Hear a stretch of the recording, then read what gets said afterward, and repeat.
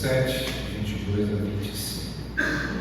A seguir, dirigiu-se aos seus discípulos e disse: virá o tempo em que desejareis ver um dos filhos do homem, e não o vereis. E vos dirão: ele aqui, ou lá está. Não vades, nem sigais, porque assim como o relâmpago fuzilando brilha de uma a outra extremidade do céu, assim será no seu dia o Filho do Homem. Mas importa que primeiro ele padeça muitas coisas e seja rejeitado por esta geração.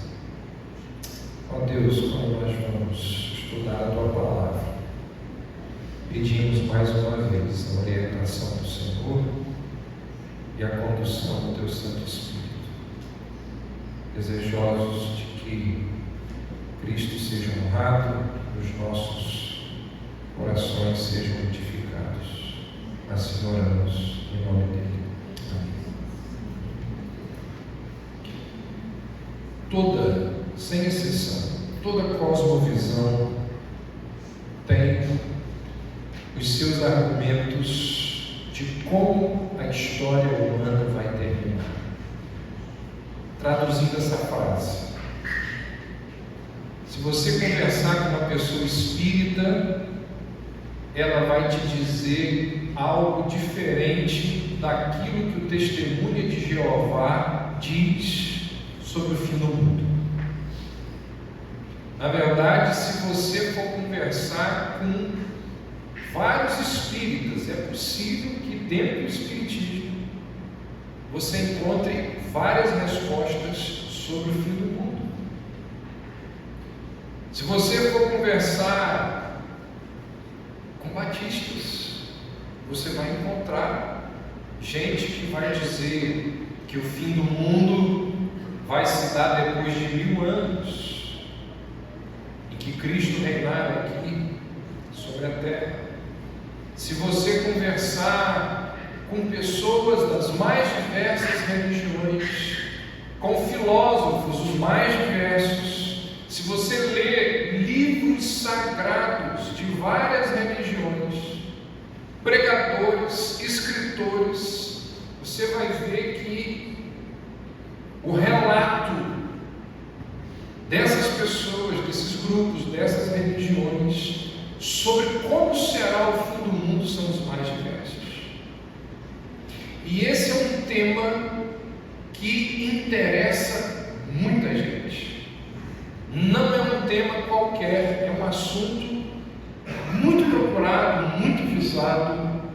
É interessante a quantidade de filmes, a quantidade de séries que tratam do tema do fim do mundo. É impressionante. The Walking Dead, The 100, The Last of Us, Guerra Mundial, o Livro de Eli, Mad Max, e por aí vai. A gente poderia aqui continuar mencionando a quantidade de versões acerca de como a história vai ter. E ao longo de toda a civilização ocidental, o cristianismo é aquele que teve a maior influência nas visões escatológicas do que qualquer outra cosmovisão. Você não tenha dúvidas disso. O cristianismo teve e ainda tem a maior influência nas visões escatológicas ao redor do mundo. A Bíblia nos diz claramente, em várias oportunidades, mesmo que você não creia, mas a Bíblia diz que um dia Cristo vai voltar a este mundo. Lá no início, logo no primeiro capítulo do livro de Atos, que é o segundo livro que essa pessoa que escreve esse evangelho que nós estamos estudando escreve. O segundo livro de Lucas, lá no início, Lucas relata que alguém vira para Jesus e pergunta assim: Senhor, será neste tempo que irás restaurar o reino a Israel? E aí Jesus responde assim: não cabe a vocês saber os tempos ou as épocas que o meu Pai fixou com a sua própria autoridade. Foi uma maneira muito gentil de Jesus dizer assim: não é da sua conta. Não é da sua conta. Não é importante para você saber disso. Deus escolheu não revelar isso a vocês. E 2 semanas atrás, ou 3, não me lembro, quando nós começamos a analisar esse texto, nós vimos que um dos motivos pelos quais Deus não nos disse quando Cristo retornaria foi para que o elemento de surpresa nos mantivesse alertas. Foi para que, não sabendo quando Ele vai voltar, essa expectativa trouxesse mudança na nossa forma de viver. E aí então Jesus vira e diz para aquela pessoa o seguinte: olha, enquanto isso, vocês receberão poder ao descer sobre vós o Espírito Santo, e vocês serão as minhas testemunhas, tanto aqui em Jerusalém, como na Judéia, em Samaria e, na verdade, nos confins da terra. E parece que aquele assunto ali causou algum debate, alguma discussão, e no meio daquele debate algo impressionante aconteceu. Diz o texto que Jesus ele foi elevado às alturas.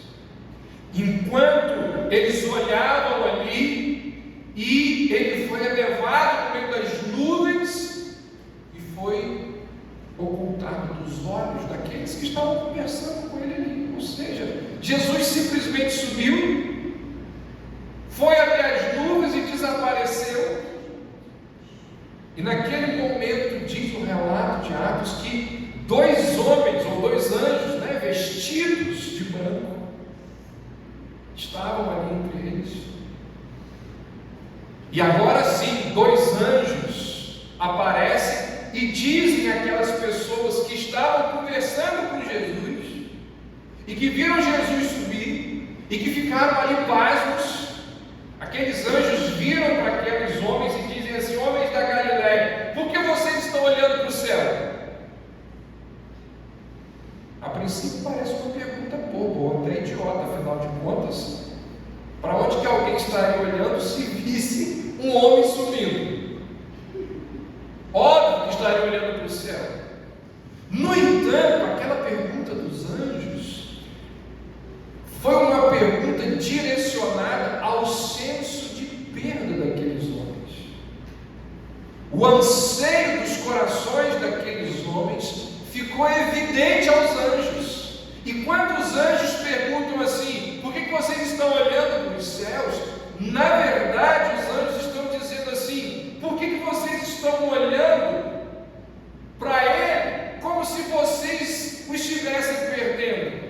Esse Jesus que está sendo levantado aos céus, levado aos céus, Ele voltará. Ele virá da mesma forma como vocês estão vendo subir, corporalmente, visivelmente, entre as nuvens, do mesmo jeito que vocês estão vendo Ele subir, assim, da mesma forma Ele vai descer. Ou seja, as Escrituras são específicas, claras e diretas. Jesus vai voltar. Ele vai voltar. Quem crê ou afirma crer na palavra de Deus da Bíblia é alguém que crê que um dia Jesus vai voltar. E esse texto que nós estamos lendo, de Lucas 17, ele nos fala desse tema da segunda vinda de Cristo. E ele é tratado, esse assunto é tratado por Jesus aqui como resultado de uma pergunta que foi feita a ele pelos fariseus. Se você está com o texto aberto, eu peço que você o mantenha.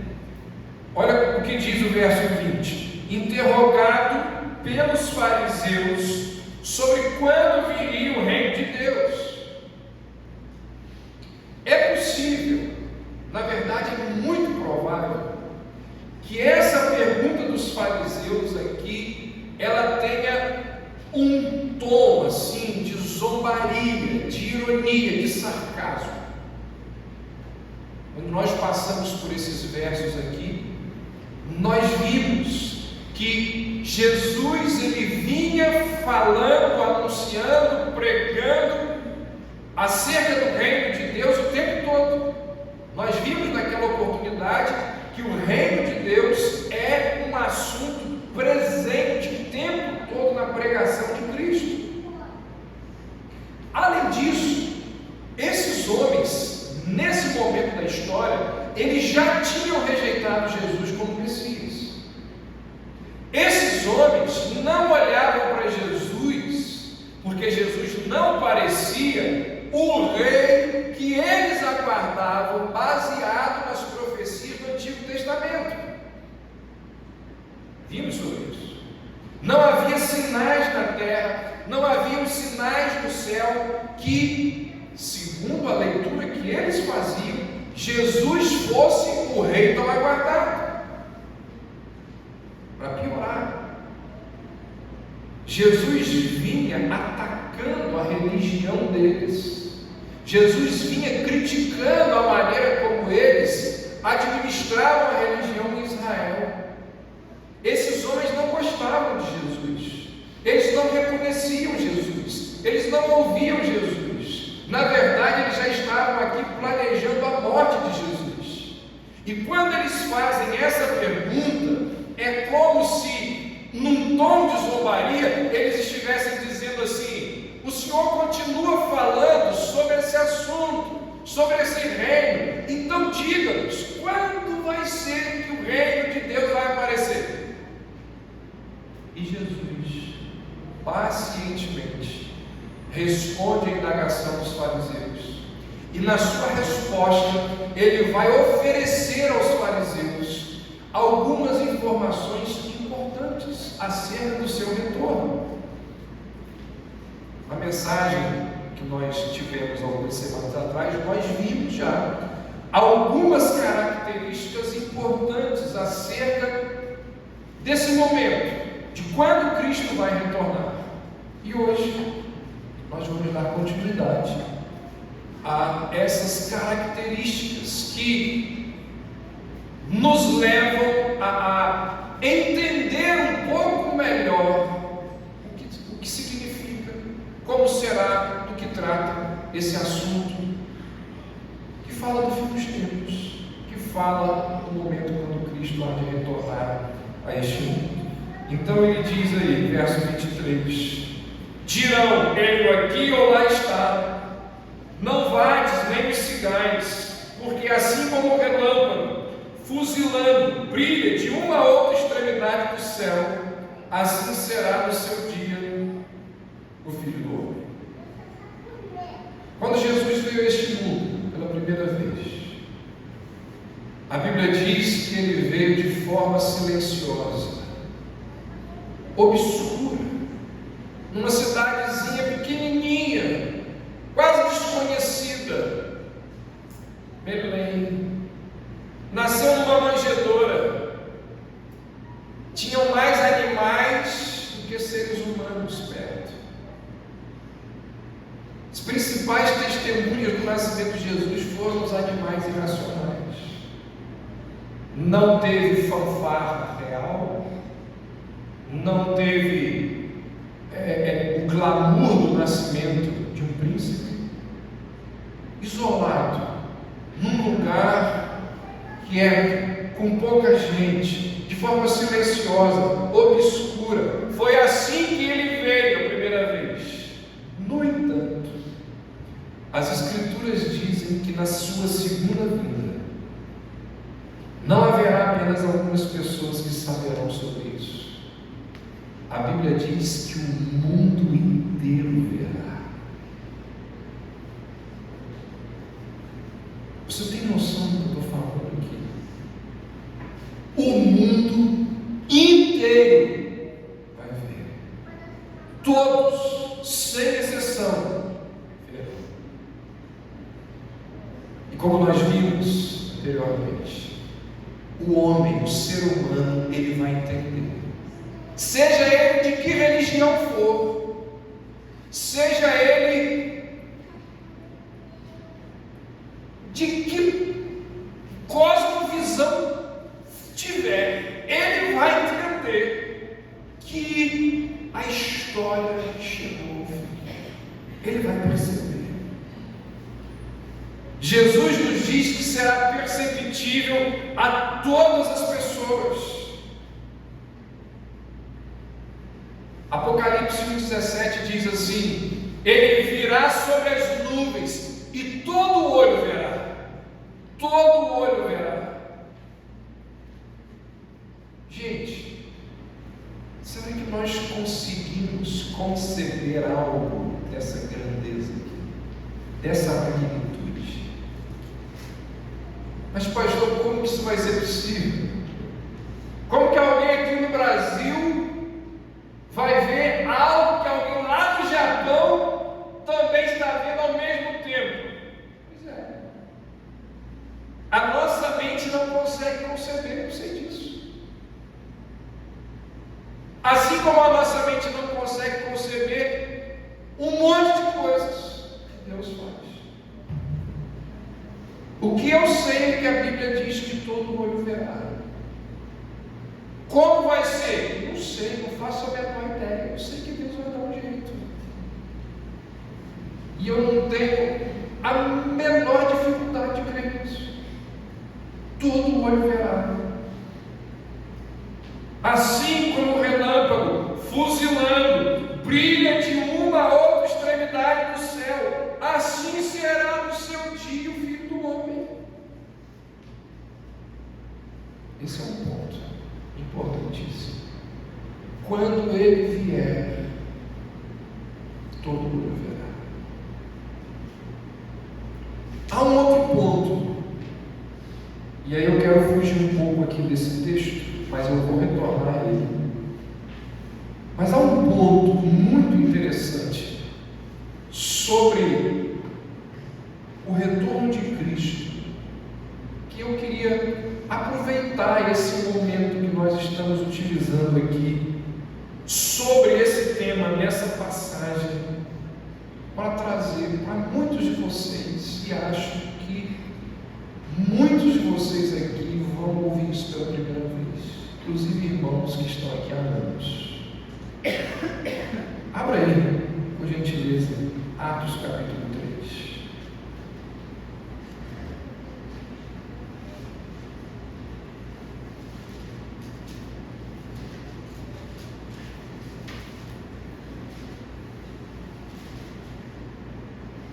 Você sabe que Atos 2 descreve a igreja que nasce.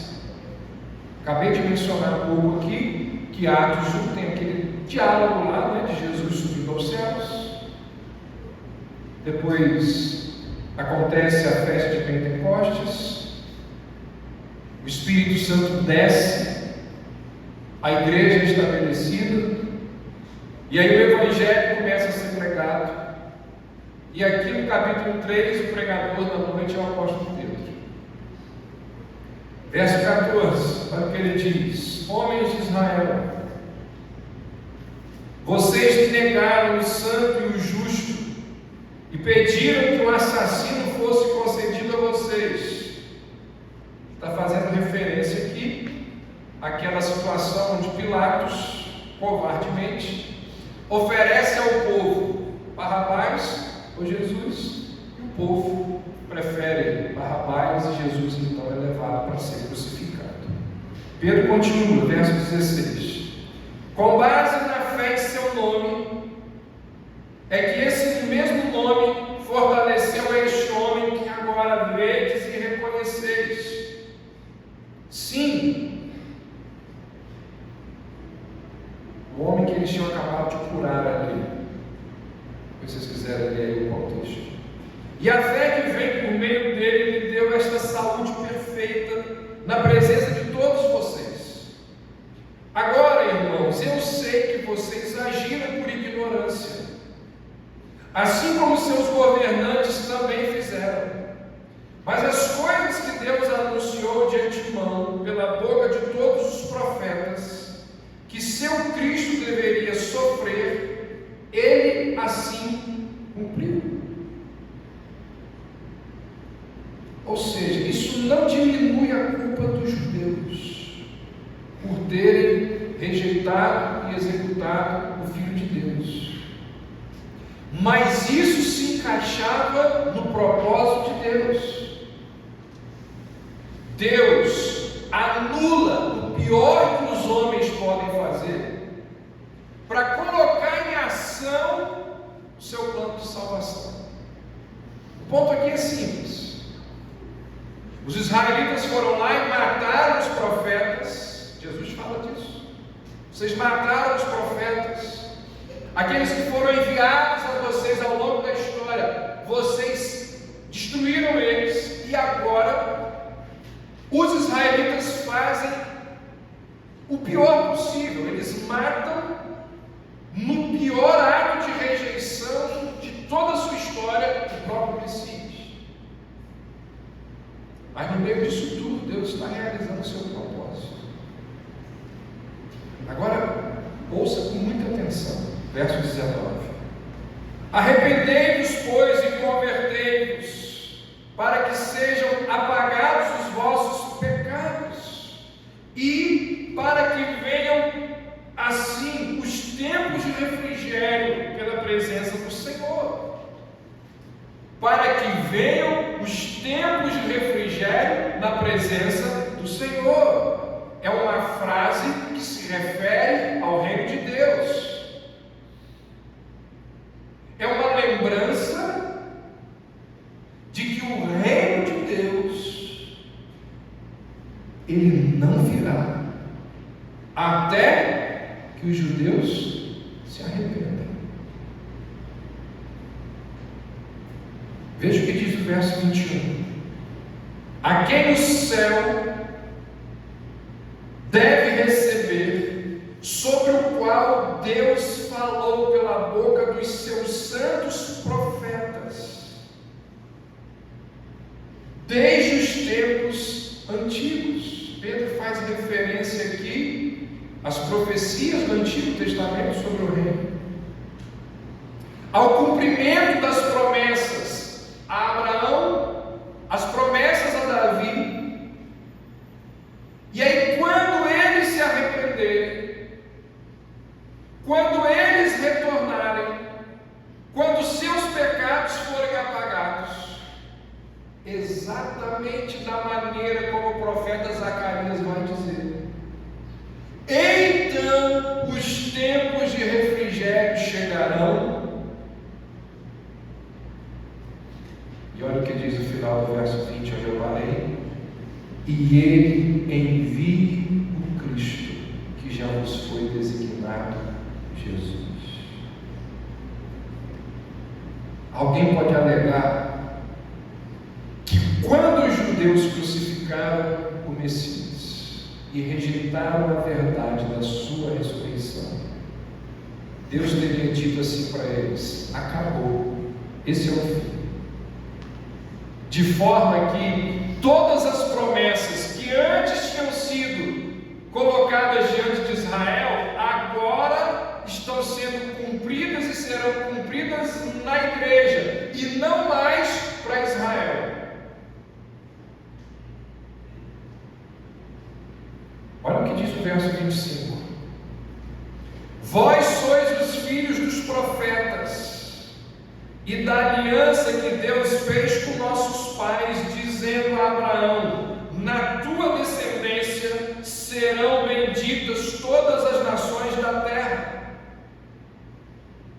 Deus fez uma promessa a Abraão de que ele abençoaria o mundo através da nação que sairia dele. E nós temos aqui uma aliança irrevogável, incondicional, pela qual Deus prometeu abençoar e salvar aquela nação. Agora, olha o que diz o verso 26. Ressuscitando Deus a seu Filho Jesus, primeiro o enviou a vós, para que nisso vos abençoasse, no apartar a cada um de vós das vossas maldades. O verso diz que Jesus ressuscitou para quem?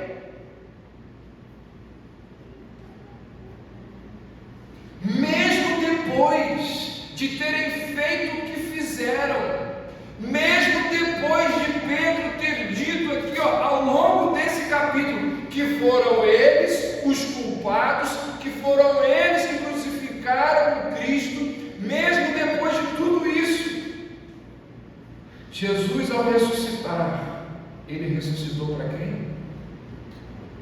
Ele foi até os judeus para convencê-los dos seus maus caminhos. Ou seja, mesmo depois da ressurreição, a oportunidade de salvação ainda estava aberta para Israel. A aliança ainda estava em vigor. E aí, pensa no seguinte: você tem um monte de promessas, você tem um monte de alianças no Antigo Testamento que Deus faz com os judeus. Promessas essas e alianças essas que dizem assim: eterna, para sempre. Eu pergunto para você, se Deus voltou atrás na aliança que Ele fez com Israel, quem garante que Deus não vai fazer o mesmo com a igreja?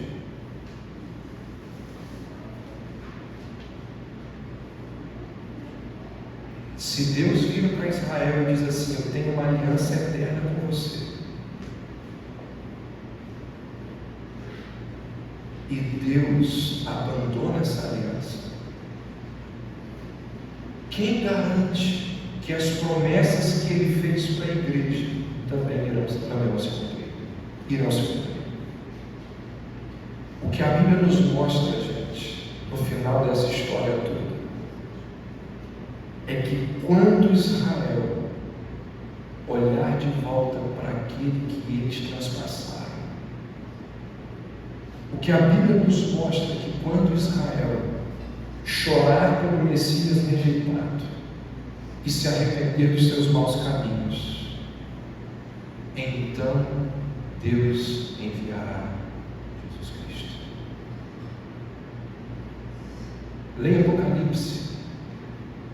Leia Romanos 9, 10 e 11. Leia Romanos 9, 10 e 11 e você vai ver que chegará um tempo em que grande parte dos judeus serão redimidos. Ou seja, o que eu estou fazendo aqui nesse momento é dizer para vocês que um dos sinais do retorno de Cristo se dá ou será quando grande parte da nação de Israel se converter.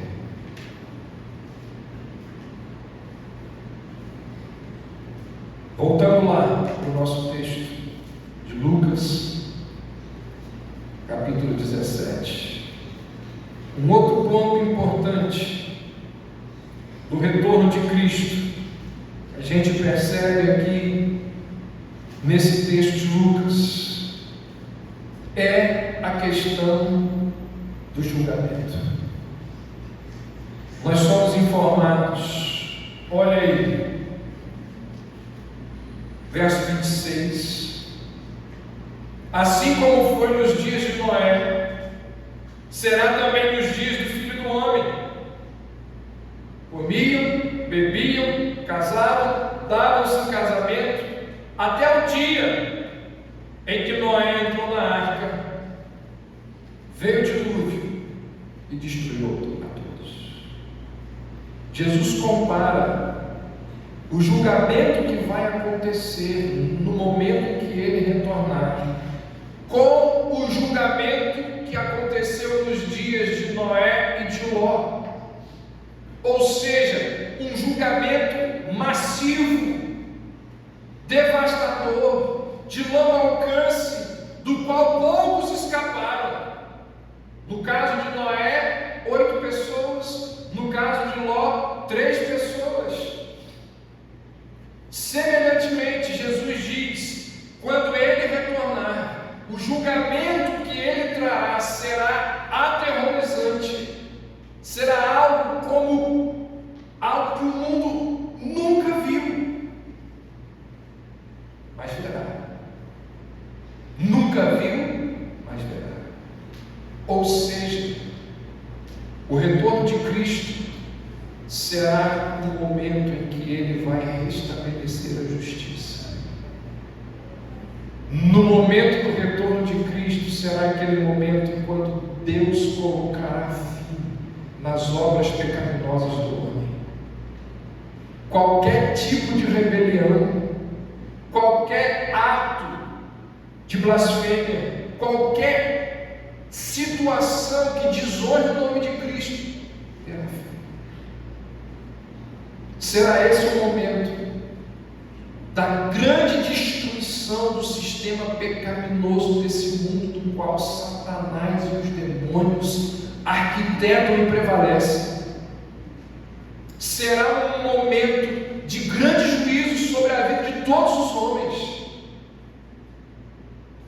O mais importante e famoso credo do cristianismo é chamado Credo dos Apóstolos. E uma das partes do Credo dos Apóstolos que fala sobre Jesus é dito que de onde há de vir a julgar os vivos e os mortos. Ele virá para julgar. Quando ele veio pela primeira vez, ele aqui apareceu como uma criança humilde.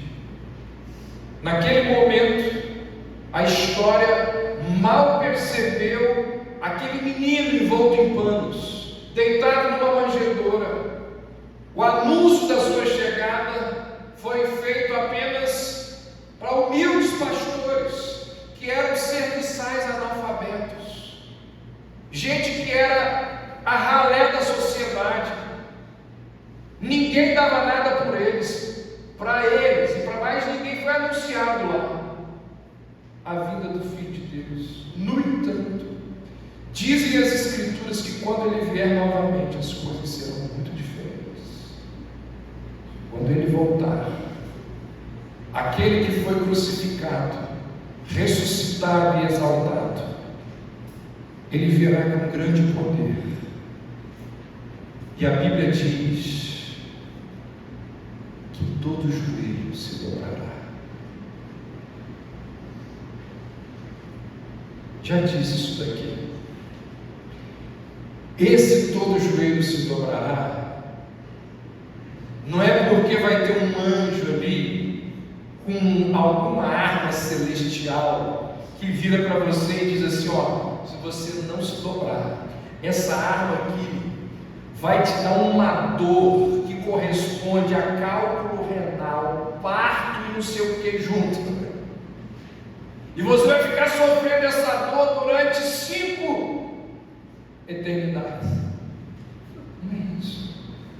Não é debaixo de ameaça que o joelho vai se dobrar. O joelho vai se dobrar porque o homem vai reconhecer esse ser que está vivo entre as nuvens, em grande glória. De fato é Filho de Deus. Todo joelho há de se dobrar. A língua vai confessar.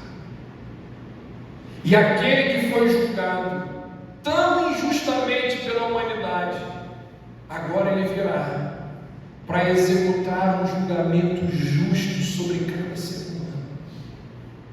Aquele que foi julgado voltará como juiz para julgar.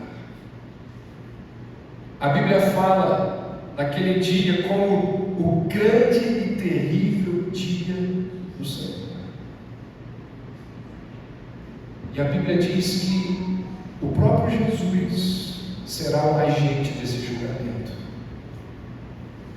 João 5,22 diz: o Pai a ninguém julga, mas ao Filho confiou todo o julgamento. Atos 17,31 diz: estabeleceu um dia em que há de julgar o mundo com justiça, por meio de um varão que destinou e acreditou diante de todos, ressuscitando dentre os mortos. Então a linguagem bíblica ela é clara, ela é consistente. Quando Cristo voltar, esse será um momento de julgamento. Cristo, Ele mesmo, será o juiz. Sobre esse grande e terrível momento de juízo, a Bíblia nos diz que, primeiro, Cristo vai ser auxiliado pelos anjos ao julgar homens e anjos rebeldes.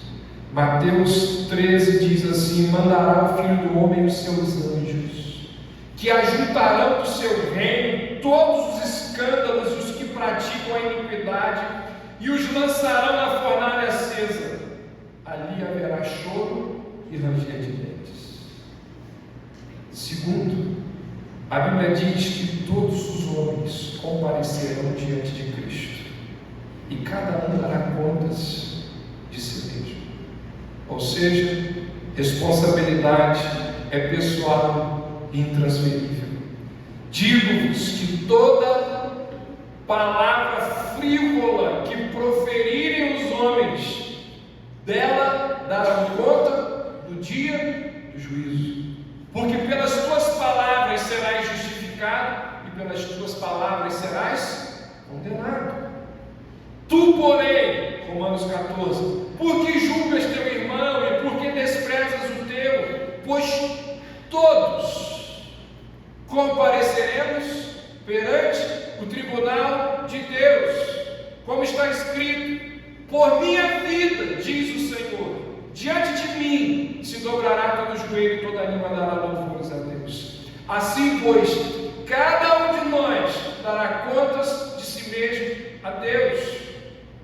2 Coríntios 5,10: importa que todos nós compareçamos perante o tribunal de Deus, para que cada um receba segundo o bem ou o mal que tiver feito por meio do corpo.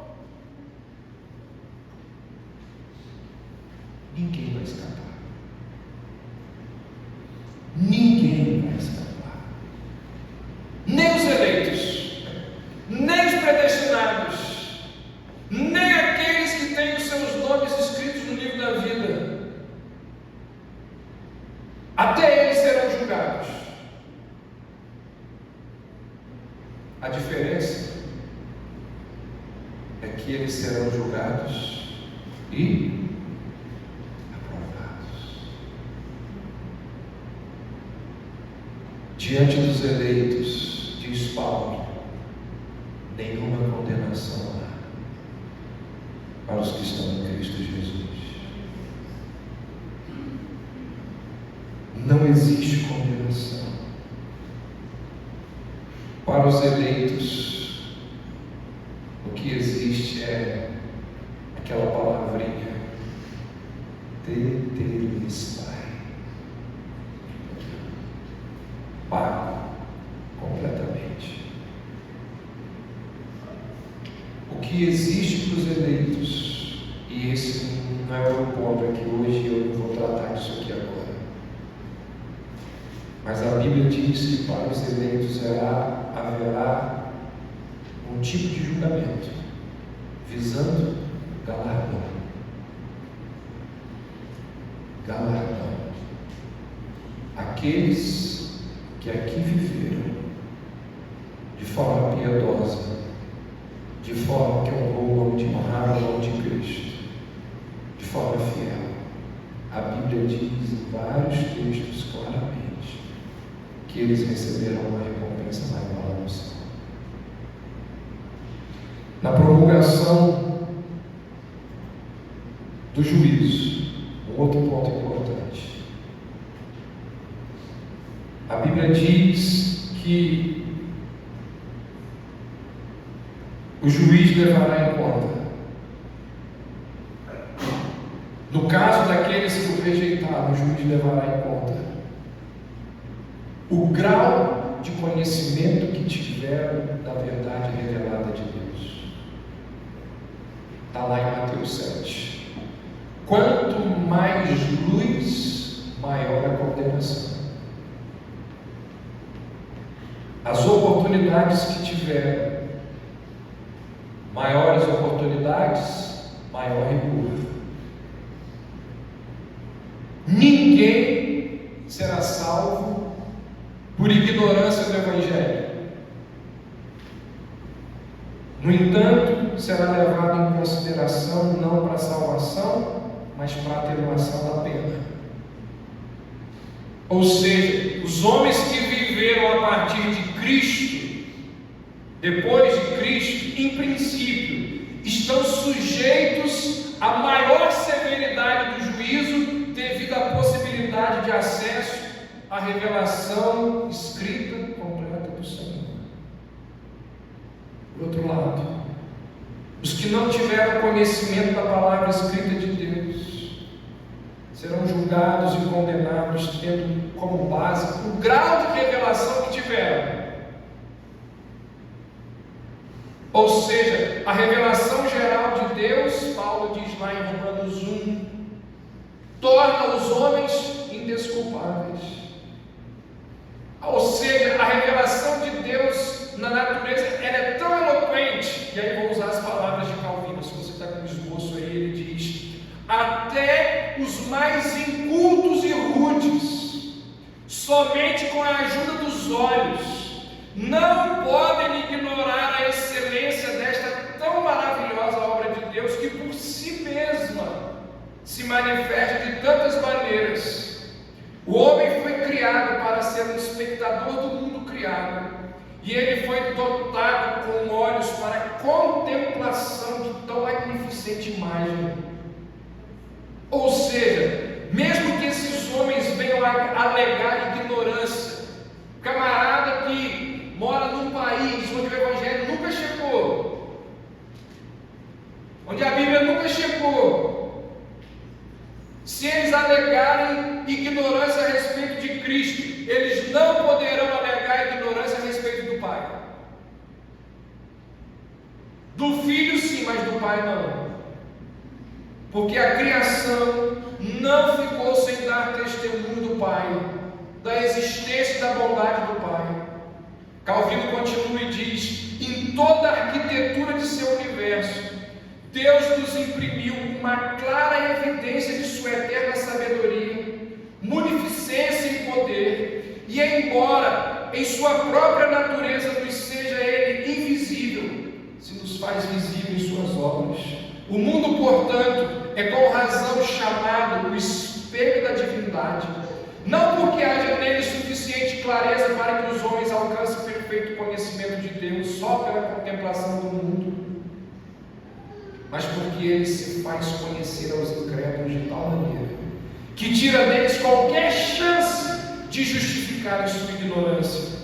O mundo foi fundado com esse propósito, a saber, para que servisse de palco à glória divina.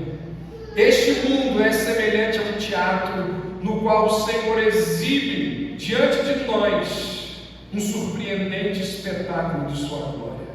Calvino entende que o princípio da religião que é implantado nos homens é uma das evidências de sua preeminente celestial sabedoria.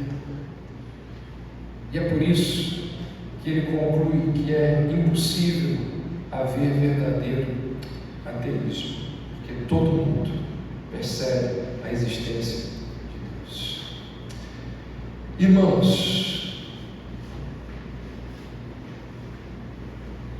eu quero encerrar dizendo, recapitulando e lembrando o seguinte: a história caminha para o fim. Como disse na minha primeira frase aqui, toda cosmovisão, toda ela, tem as suas leituras de como o mundo vai se encerrar. E de todas as cosmovisões, de todas as leituras de mundo, não existe nenhuma delas que seja tão famosa, tão impactante como a fé cristã. Todo mundo que está aqui um dia já ouviu falar assim: Jesus vai voltar. Você vê isso escrito em paredes, letreiros. E não são poucos os que passam por essas paredes que tem essa frase, ironizando, zombando. A Bíblia diz que existem sinais do retorno de Cristo. O Evangelho precisa ser pregado em todas as partes do mundo. Lembra? Falamos disso. Daí a importância de missões. Hoje vimos mais uma aqui. Os judeus precisam ser evangelizados.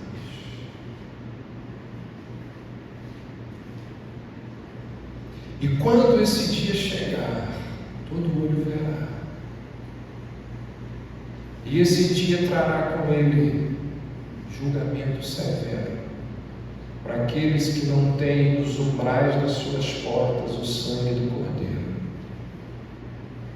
O anjo da morte passará na casa daqueles que não têm o sangue do Cordeiro nos umbrais da sua porta.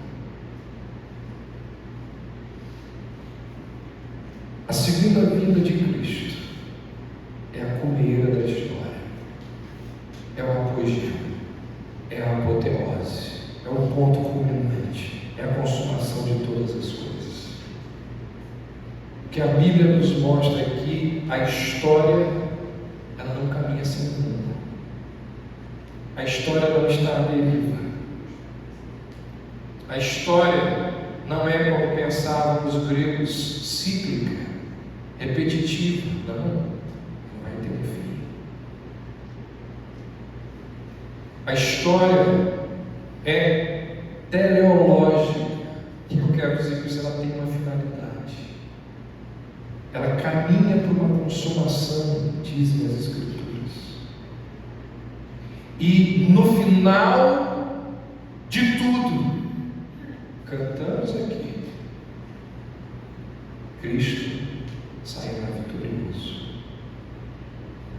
O mesmo que nasceu numa manjedoura, cresceu numa carpintaria, morreu numa cruz, ressuscitou gloriosamente, que está sentado sobre um alto e sublime trono.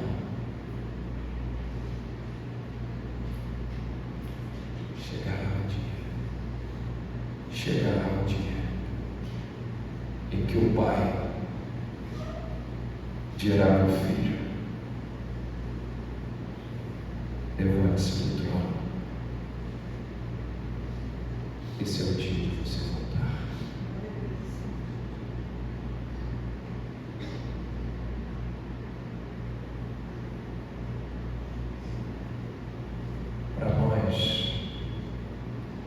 Para nós que somos filhos do Senhor, não existe nada mais encantador do que isso. Nada. Às vezes a gente diz assim: eu quero me casar, deixa eu me casar antes de Jesus voltar. Meu irmão, você não está entendendo. Eu quero ver meus filhos. Não, você não quer ver seus filhos encaminhados. Não tem nada. Não existe absolutamente nada que você queira fazer nesse mundo ainda que seja mais glorioso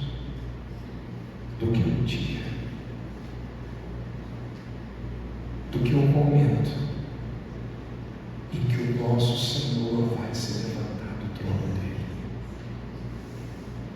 e voltar com os anjos, com glória, com majestade. E nós vamos ver esses impérios aí, esses homens que têm essas arminhas tal de bomba atômica.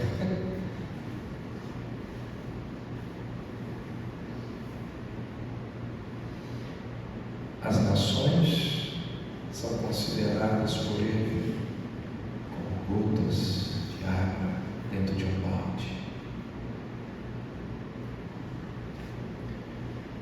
Talvez você veja muito filme para achar que isso seja verdade, né? Mas o que eu estou falando aqui vai acontecer. E quando Cristo voltar, como será que Ele vai te encontrar? Como será que Ele vai encontrar o seu coração e a sua mente? Eu garanto para você que você vai, por toda eternidade, lamentar. Se Cristo retornar e você não estiver ao lado dos eleitos, dos redimidos, dos salvos, você vai se lamentar por toda a eternidade dessa noite aqui, desse dia aqui, de você ter ouvido as coisas que ouviu e não ter tomado uma decisão ao lado de Cristo. Porque para aqueles que não tiverem o sangue de Cristo derramado sobre as suas vidas, as imagens bíblicas daquilo que é o inferno são as piores possíveis. Que Deus nos dê seriedade ao tratarmos de um assunto como esse. Que a gente não olhe para essas palavras como algo que, assim, parece mentira, porque não é. E que a gente não olhe para essas palavras como se parecesse distante, porque pode ser que não seja. Quem garante que o mundo ainda tem 10, 20, 300 anos? Quem garante que o mundo tem 6 meses? Que Deus nos ajude a tratarmos desse assunto com seriedade. Sabe por quê? Eu não me lembro se vai ser na semana que vem ou daqui a 2 semanas. Nós já vamos entrar em outro assunto, porque o texto continua. E aí, quando nós entrarmos em outro assunto, a nossa mente já vai ser direcionada para outro assunto. E esse tema, que é algo importantíssimo, mencionei para vocês que existem mais de 270 referências no Novo Testamento sobre a vida de Cristo. Um assunto que a Bíblia trata de forma extremamente importante. A gente deixa de lado. Deus nos ajude. Deus nos dê graça. E que esse tema, essa mensagem, nos impulsione a fazer a menor de todas as orações que existem no Novo Testamento. Qual é a menor de todas as orações do Novo Testamento? Vem. Maranata. É a menor de todas as orações, é a menor de todos os pedidos. Maranata. Vem, Senhor Jesus. E quando Jesus voltar, gente,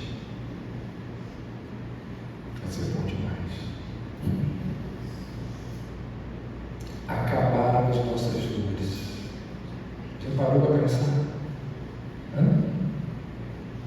Eu estou aqui, vocês sabem disso, morrendo de dor. Hoje, mais do que nunca, eu decidi a volta de Cristo. Acabaram problemas familiares. Acabaram dívidas, ameaças, enfermidades. Olha só, vou dar uma notícia excelente para você. Acabou a sua luta contra o pecado. Uma das coisas que mais nos fazem sofrer é a nossa luta contra o pecado. É a gente ceder à tentação. É a culpa que vem. É o mal que nós fazemos ao outro. Acabar tudo. Mas, como nós vimos, o nosso maior desejo pela vida de Cristo não devem ser essas coisas. Nosso maior desejo pelo retorno de Cristo deve ser qual? Pela exaltação dele, pela glorificação dele. Que Cristo retorne em glória, que Ele venha logo e que Ele volte logo. E aí a gente vai poder, para sempre, para tudo sempre, ficar junto lá no céu, sem pecado, sem problemas, louvando o nosso Deus de forma perfeita. Amém? Vamos cantar, vamos juntos ficar em pé e cantar, desejando e louvando a Deus.